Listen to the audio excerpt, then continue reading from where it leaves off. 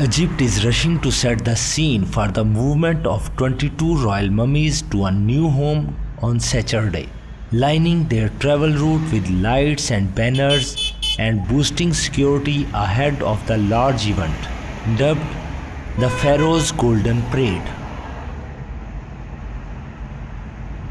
Having taken months of planning, the event is meant to transport some of ancient Egypt's most prominent mummies through a convoy from the Egyptian Museum in Tahrir to their final resting place in the National Egyptian Museum of Civilisation in Fustat.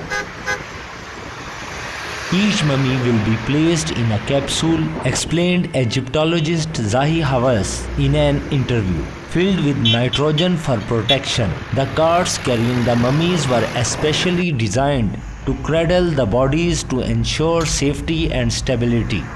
The mummies, which include 18 kings and 4 queens, mainly belong to the New Kingdom and are up to 3,000 years old. موكب المومياوات الملكية هيطلع يوم السبت من المتحف المصري إلى متحف الحضارة. أعتقد أن هذا الموكب هيعمل سحر وإثارة في كل مكان في الدنيا.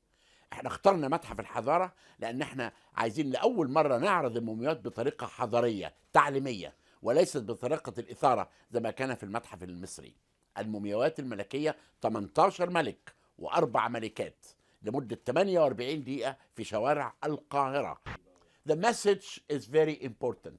We are going to tell the people through the parade of the mummies that Egypt is safe. We need people to come back. COVID-19 will be nothing because the mummies will stop all of that, and Cairo still have mystery and magic, and the mummies are doing that.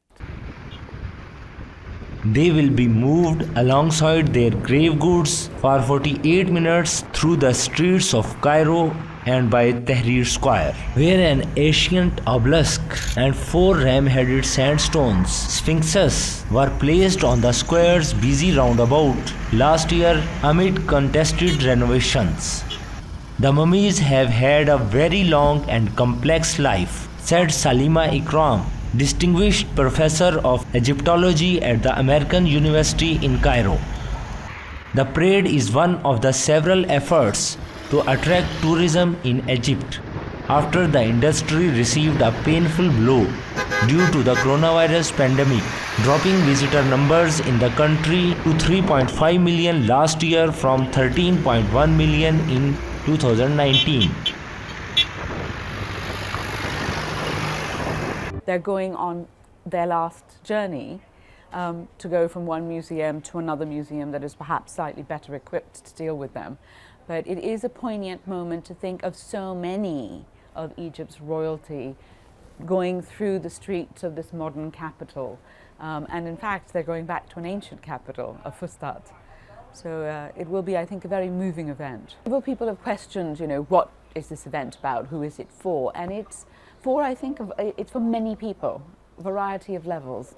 On one level, I think it's for all the Egyptians, so that there's a sense of pride and understanding and a way for greater engagement with their own past.